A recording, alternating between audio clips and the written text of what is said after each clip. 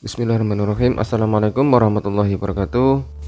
Oke teman-teman, kita jumpa lagi di video kita kali ini, yaitu video tutorial cara mengerjakan soal one way ANOVA untuk sampel yang tidak sama. Oke, di sini kita sudah punya soal. Jadi untuk menguji apakah operator yang berbeda akan memengaruhi waktu proses dalam menit, di sini untuk membuat suatu produk, dilakukan pengamatan secara bersamaan terhadap 4 orang operator, yaitu operator A, B, C, dan D. Berikut hasil pengamatannya, waktu prosesnya ya dalam menit. Oleh karena itu, di sini kita definisikan variabel dependennya adalah waktu proses dan variabel independennya adalah operator ya.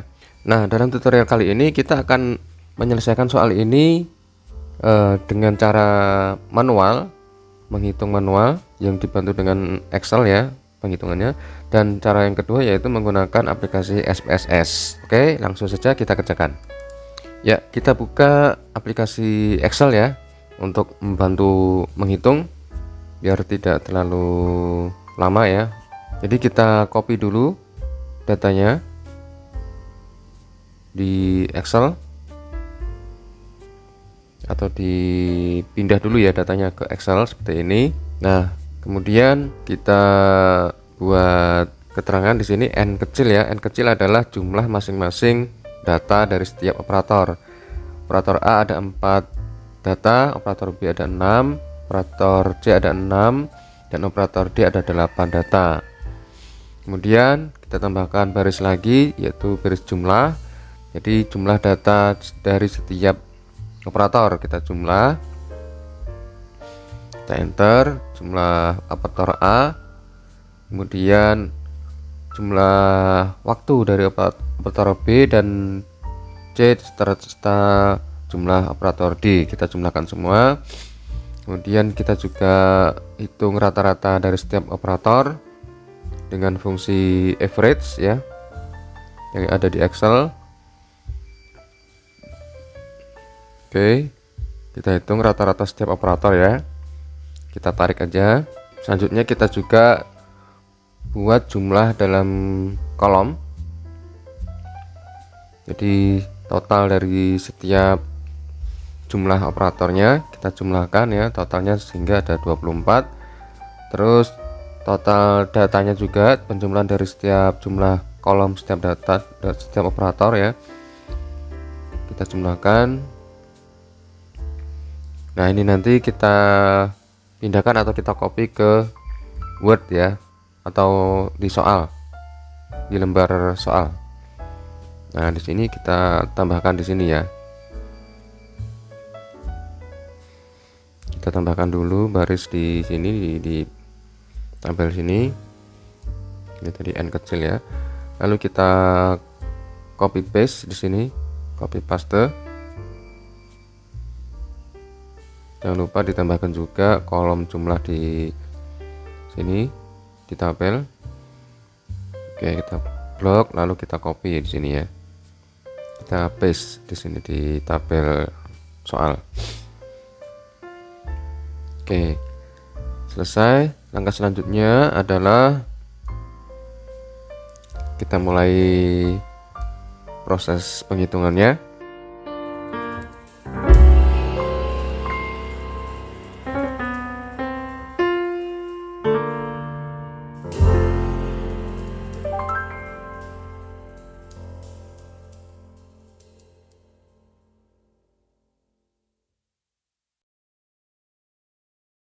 Oke, kita menuju ke menu insert, kemudian equation. Kita tuliskan dulu persamaannya. Jadi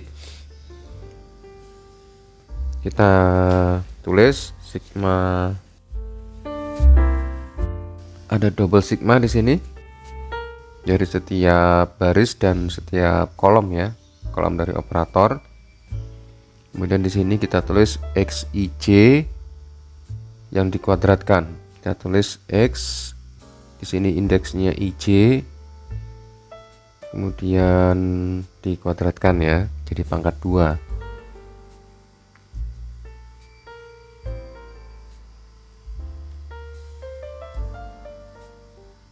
sama dengan, nah berarti di sini kita tuliskan data setiap operatornya ya, semuanya. Nah ini dalam bentuk kuadrat, jangan lupa. Jadi di sini 62 kuadrat ya, ditambah 60 kuadrat. Nah ini kita kopikan saja biar cepat penulisannya. Dari 62 kuadrat tambah, nah ini kita copy paste biar cepat penulisannya, ngetiknya ya. Ini sini jadi 60 kuadrat.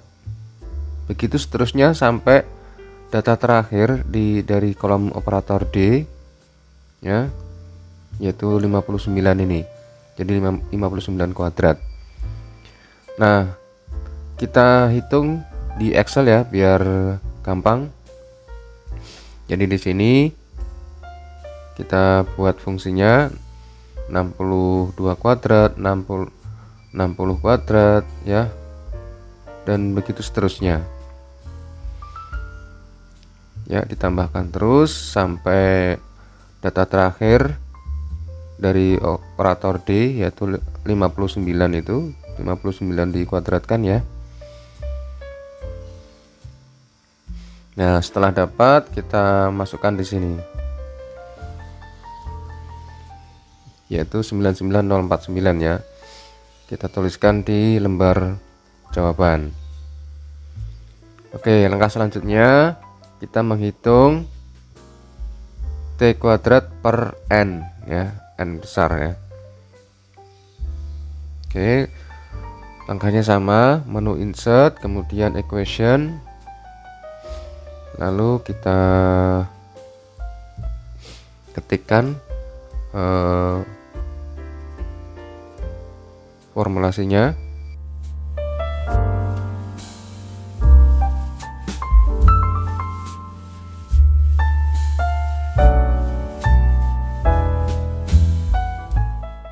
Nah kita ketik dulu persamaannya, T kuadrat per N besar sama dengan, kita masukkan lagi bilangan pecahan, kemudian perpangkatan. Jadi T besarnya adalah 1539, kemudian kita kuadratkan dibagi N besarnya adalah 24. Nah N besarnya 24 ya, atau jumlah total data yang kita miliki, sama dengan ya,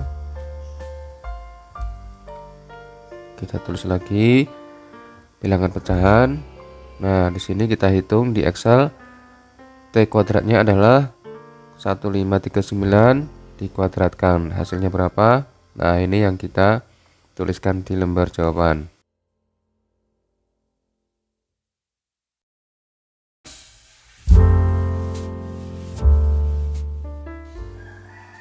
Apa tadi ini? Oke, bagi 24, hasilnya berapa? Kita hitung lagi di Excel. Nah ini dibagi dengan 24. Nah ini dia. Nah itulah hasilnya, kita tulis di lembar jawaban.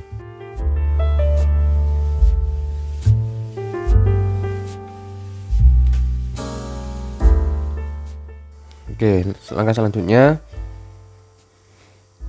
sama, kita masukkan ke menu insert, kemudian equation, lalu kita buat persamaan dari JKT ya. Jadi rumusnya ini double sigma XIJ kuadrat. Kita copy aja dari persamaan yang sudah kita tulis sebelumnya.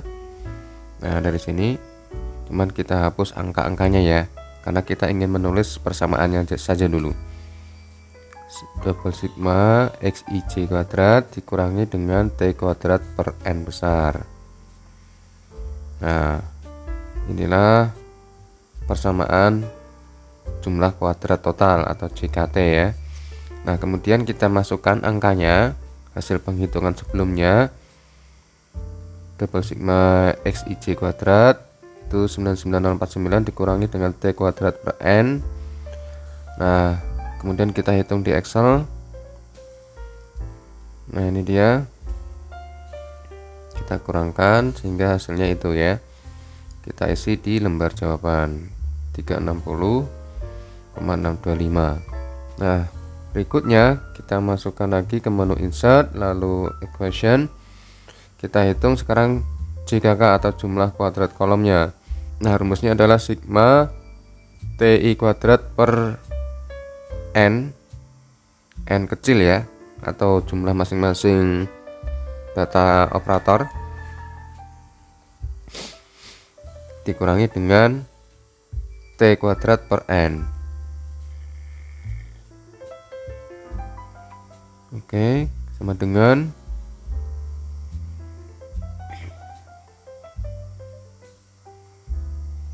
nah, di sini kita tulis dulu biar jelas ya.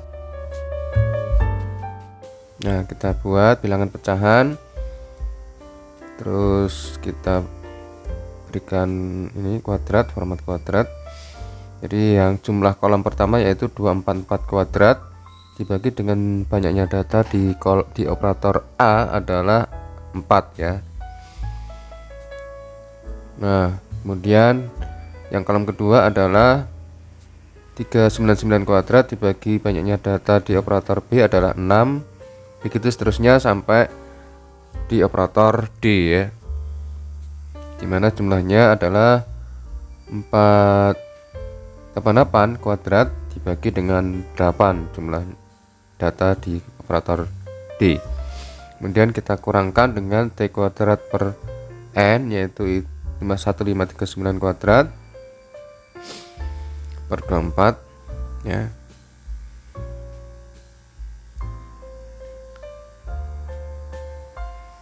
Oke, biar enak kita menghitung di Excel, kita copy dulu di sini di Excelnya.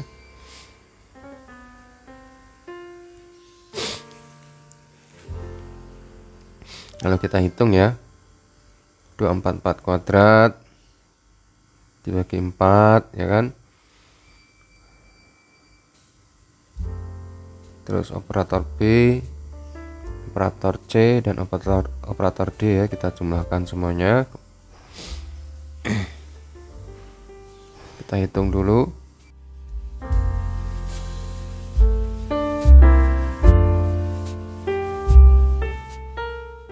Nah, ini hasilnya. Kemudian 1539 kuadrat per 24 kita hitung juga. Nah, ini 1539 kuadrat dibagi dengan 24, hasilnya ini. Oke. Nah, kemudian kita kurangkan ya. Nah, ini dengan ini. Nah, hasilnya ini. Kita tuliskan di lembar jawaban. Hasil akhirnya 241,125 ya. Nah, langkah berikutnya kita menghitung JKE, jumlah kuadrat error, yaitu JKT dikurangi dengan JKK ya berarti. Nah, dimana JKT adalah 360,625 dikurangi dengan JKK yaitu 241,125. Hasilnya adalah 119. Ya, kita kurangkan dulu JKT minus JKK.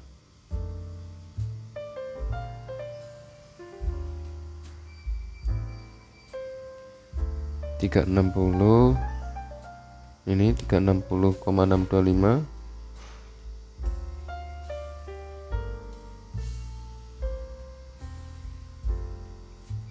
360,625 dikurangi dengan JKK yaitu ini 241,125, hasilnya ini 119,51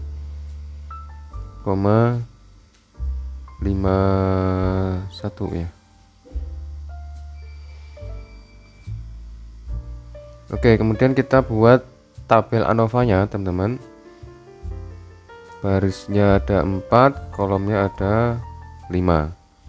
Nah, kolom pertama, baris pertama kita tulis dulu sumber variasinya, lalu kolom kedua derajat bebas, kolom ketiga adalah jumlah kuadrat, kolom keempat adalah rata-rata kuadrat,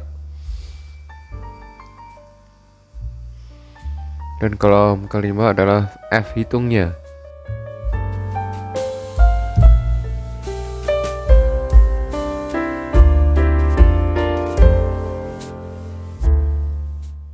Oke, di sini kita namakan rata-rata kolom, kemudian error dan total terakhir ya.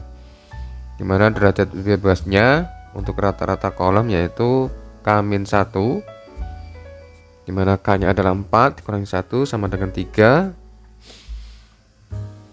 Kemudian untuk derajat bebas errornya adalah N besar min K, berarti 24 min 4 sama dengan 20, dan derajat bebas totalnya N-1, berarti 24 minus 1 sama dengan 23.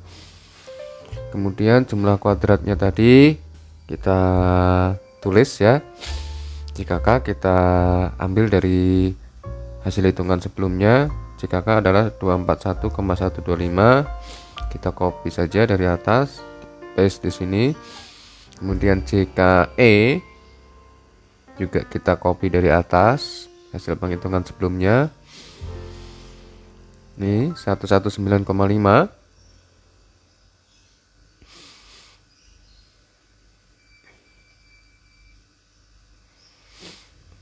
JKT-nya 360,625, di copy juga dari hasil penghitungan sebelumnya.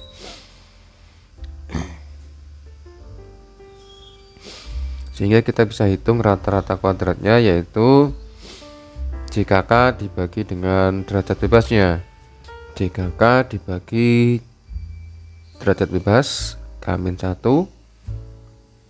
sama dengan 241,125 dibagi 3 ya, berarti.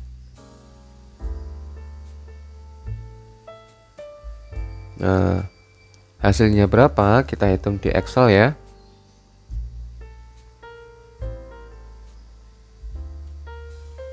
Nah, ini 241,125 dibagi 3.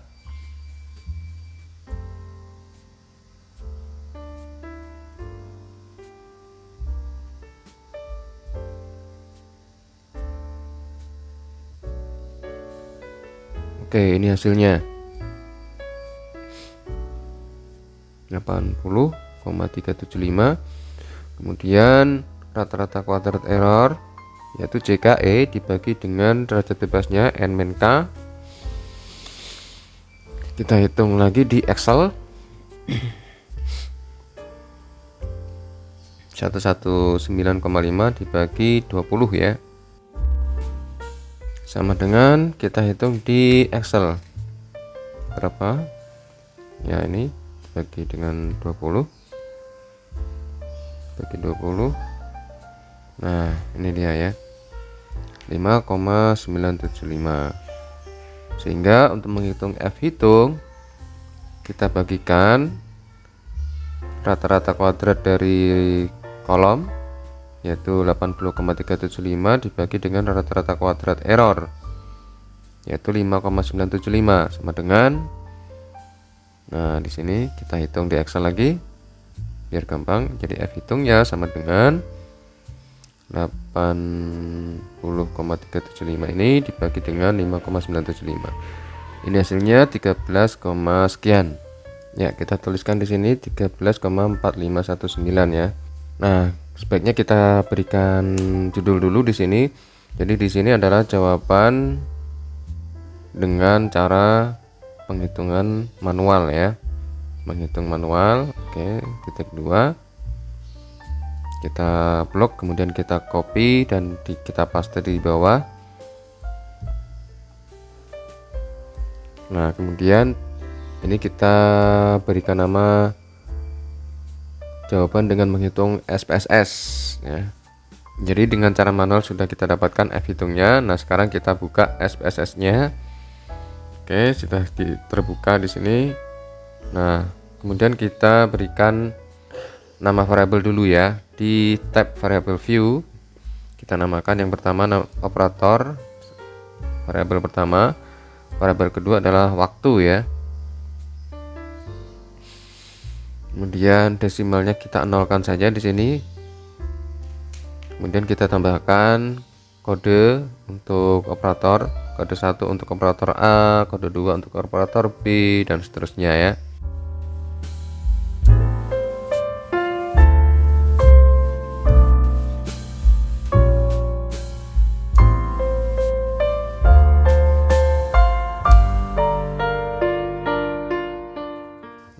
Untuk operator D, add, dan OK.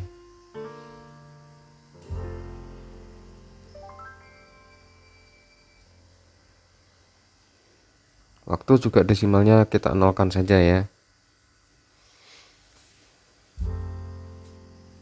Oke, kita kembali ke tab data view. Kemudian kita input datanya teman-teman dari soal. Sebelumnya kita resize dulu biar terlihat datanya ya yang ada di lembar soal. Nah, jadi kita input dulu kode untuk operator A. Tadi kan kita berikan kode 1 ya. Jadi di sini kita input angka 1 sampai 4 ya. Sampai baris keempat, kemudian mulai baris kelima, atau kita masukkan dulu data dari operator A ya, 62, 60, 63, dan 59.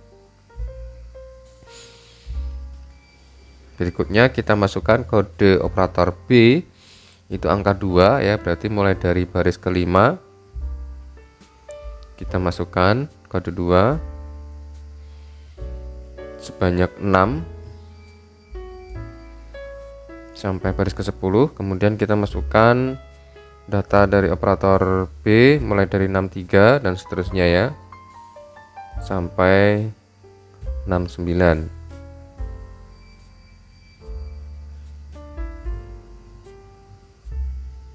Oke, kita lanjutkan.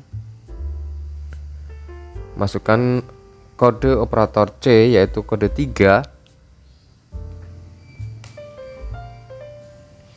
sebanyak 6 juga sesuai dengan di soal ya. Ini ada yang kosong.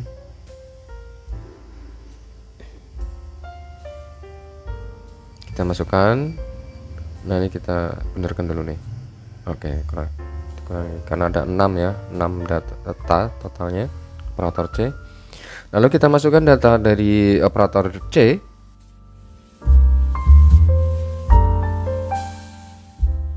Kemudian kita masukkan kode operator D yaitu angka 4.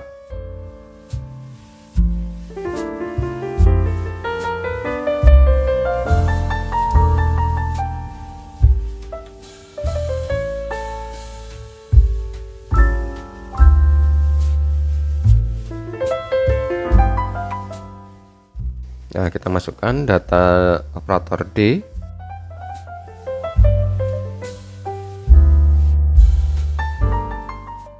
Sampai selesai data ke 24 yaitu 59 ya. Oke, udah selesai. Kita maximize lagi, kita maksimalkan tampilan SPSS kita.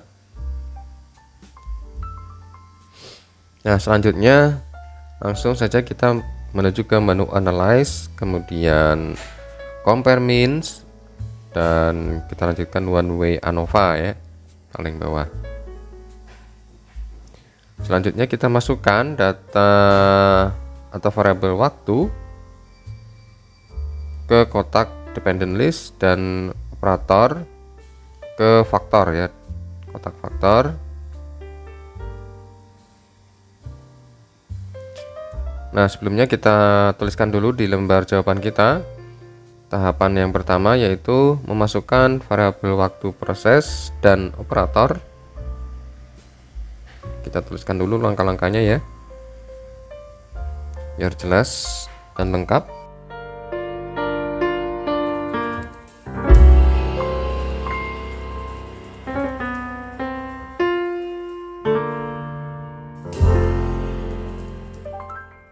Nah, kita tuliskan dulu ya. Langkah pertama, memasukkan variabel waktu, proses, dan operator ya ke dalam SPSS, tepatnya tab variable view. Memasukkan langkah kedua yaitu memasukkan kode operator pada kolom values untuk variabel operator ya, dengan ketentuan kode 1 itu operator A, kode 2 operator B, dan seterusnya.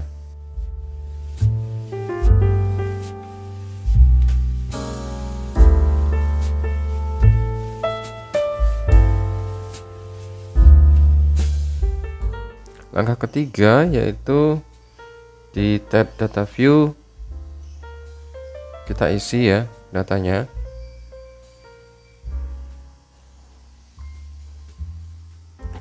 Data setiap variabel yang sudah kita lakukan tadi.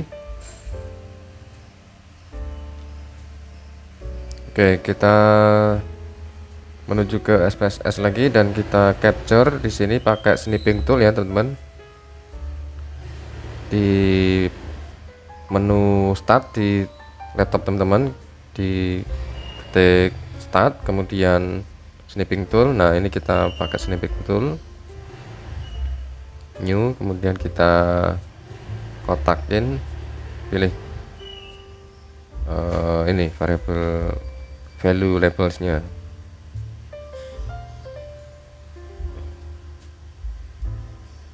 Kemudian kita paste di lembar jawaban ya.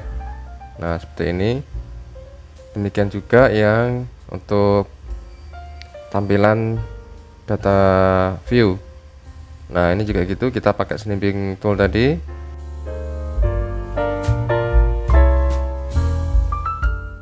Nah, kita buka snipping tool lagi, kemudian new. Nah, kita pilih area yang akan kita capture atau kita tangkap. Nah, ini kita arahkan kotaknya, lalu di copy ya, dan kita paste di sini.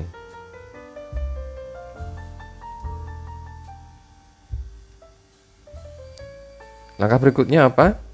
Nah, kita tulis di sini.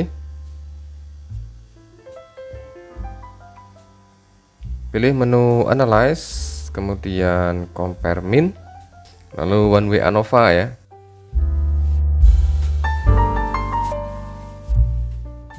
Nah, ini juga kita capture ya. Ini kita kecilin dulu deh, terlalu besar ini ya gambarnya. Ini juga terlalu besar.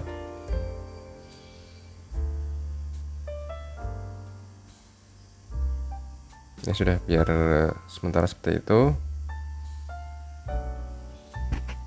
Kemudian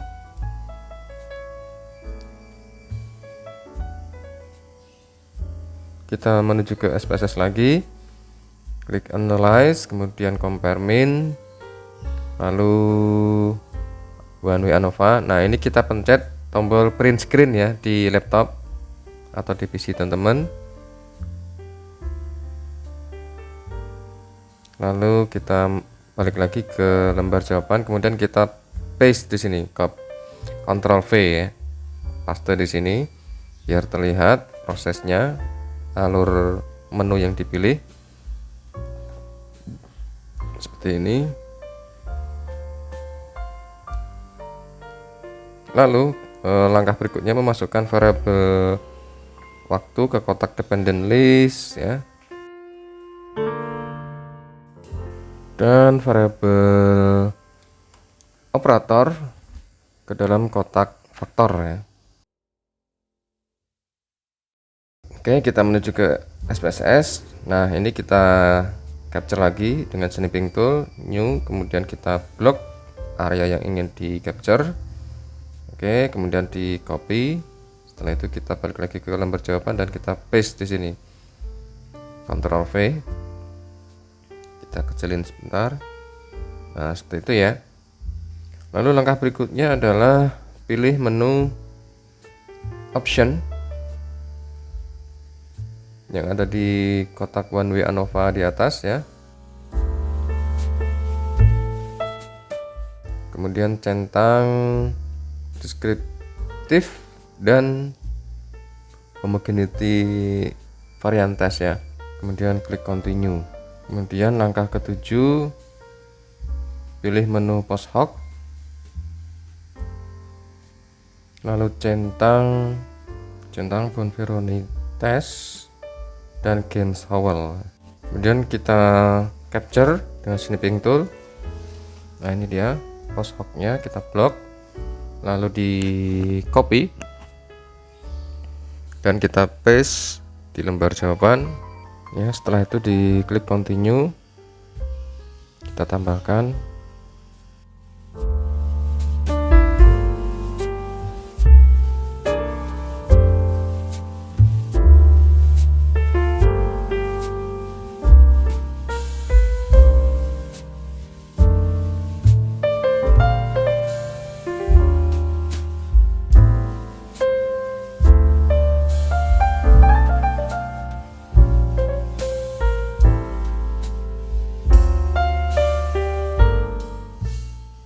Klik continue, kemudian klik OK.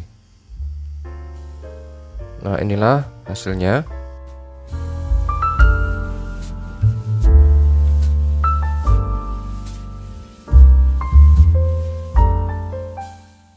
Oke, kita tuliskan dulu langkah berikutnya, yaitu melihat uji homogenitas varians ya.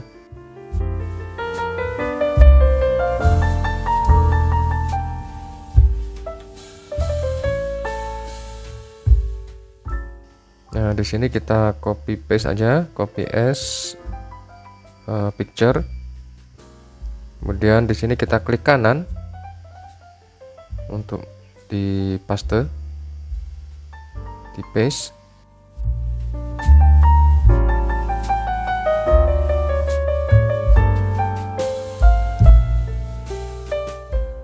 Nah, kita tuliskan di sini penjelasannya.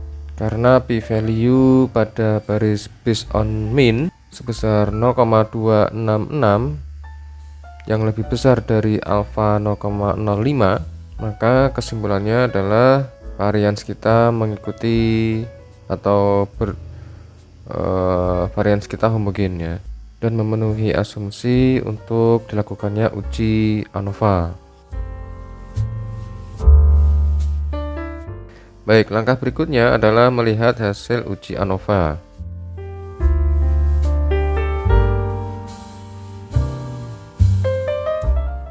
Nah, kita menuju ke SPSS, output SPSS. Ya, yang tabel ANOVA kita copy as image ya. Kemudian di sini kita klik kanan dan paste yang sebagai picture atau sebagai gambar. Nah, ini dia hasilnya. Nah, kita tulis F hitung sama dengan 13,452. Kemudian langkah berikutnya menentukan nilai F tabel dengan alfa 5% atau 0,05 atau dengan indeks F alfa. Derajat bebas pertamanya adalah K-1 ya. Dan derajat bebas kedua adalah N-K ya.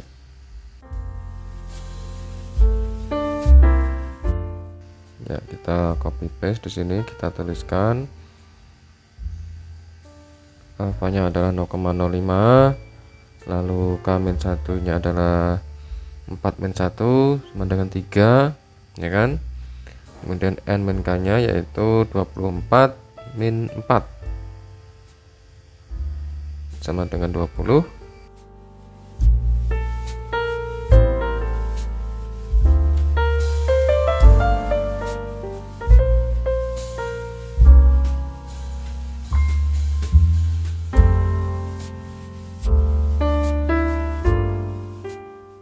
Kemudian kita lihat di tabel F ya sebagai berikut. Nah, ini tabel F-nya kita paste di lembar jawaban kita. Kemudian kita berikan tanda panah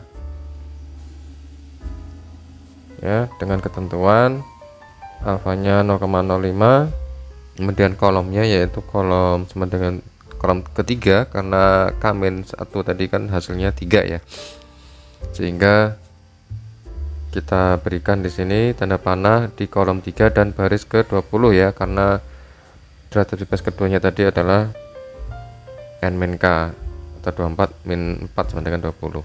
Nah, kita berikan tanda panah di sini.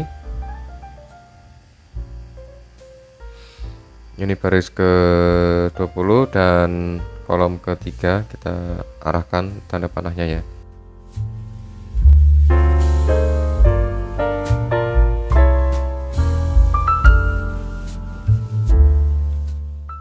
Nah, kita panjangkan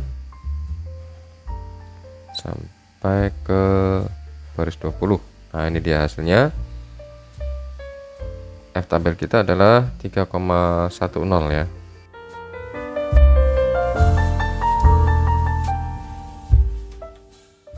Nah, ini kita tuliskan kesimpulannya, karena F hitung baik dari hasil penghitungan manual maupun dari SPSS adalah 13,452 ya kan, sama ya hasilnya ya, itu lebih besar dari F tabel yang sebesar 3,10, maka H0 ditolak teman-teman ya, yang berarti ada perbedaan yang signifikan pada rata-rata waktu proses ya dari keempat operator. Oke, kita rapikan ya. Nah, ini kita tambahkan kesimpulan titik 2. Langkah selanjutnya adalah melihat hasil uji post hoc ya teman-teman. Nah, di sini kita tuliskan dulu, karena hasil uji ANOVA menunjukkan adanya perbedaan, maka harus dilakukan identifikasi atau pengujian kelompok mana saja yang berbeda teman-teman, berdasarkan uji Bonferroni ya, seperti gambar berikut. Oke, kita menuju ke output SPSS. Nah, di sini kita capture dengan snipping tool, klik new tadi, kemudian kita blok Bonferroni, hasil uji Bonferroni ya di output SPSS, kemudian kita copy, lalu kita paste di lembar jawaban kita. Nah, ini dia hasilnya ya. Oke, kita berikan keterangan berdasarkan signifikansi pada kolom significance di gambar di atas ya, terlihat bahwa kelompok yang berbeda ditunjukkan dari nilai signifikansi ya yang lebih kecil dari alfa 0,05. Nah, yang pertama adalah antara operator A dan B dengan signifikans 0,014, berarti dia berbeda ya. Kemudian antara operator A dan C dengan signifikansi 0,002, berarti berbeda ya. Kemudian operator A dan D itu tidak berbeda ya, karena signifikansinya 1 atau lebih besar dari alfa 0,05 ya. Begitu seterusnya ya, kita identifikasi mana p-value atau signifikansi yang lebih kecil dari 0,05, berarti itulah yang berbeda. Oke, itu teman-teman. Jadi yang sampai yang terakhir operator C berbeda dengan operator D ya, karena signifikansinya 0,0000.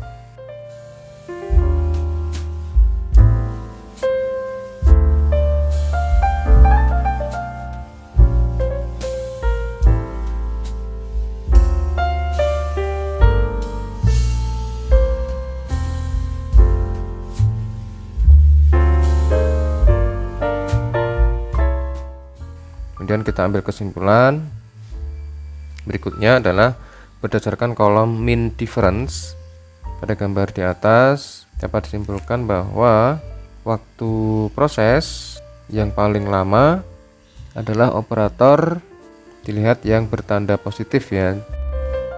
Yang pertama adalah rata-rata waktu proses operator B lebih lama daripada operator A dan D. Berikutnya rata-rata waktu proses ya, kita copy aja, operator C itu lebih lama dari operator A dan B. Dengan demikian kita bisa ambil kesimpulan bahwa waktu proses yang paling lama adalah operator C ya, gitu teman-teman.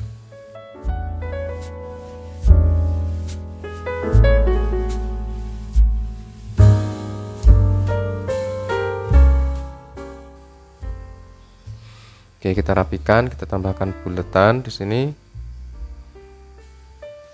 kita samakan. Oke, dengan demikian selesai sudah pengerjaan soal one way ANOVA untuk sampel yang tidak sama ya, dengan ukuran sampel tidak sama. Jangan lupa tambahkan atau berikan nama masing-masing, kemudian disimpan file Word-nya dan juga disimpan dalam bentuk PDF ya. Ini kita simpan dulu file Word-nya.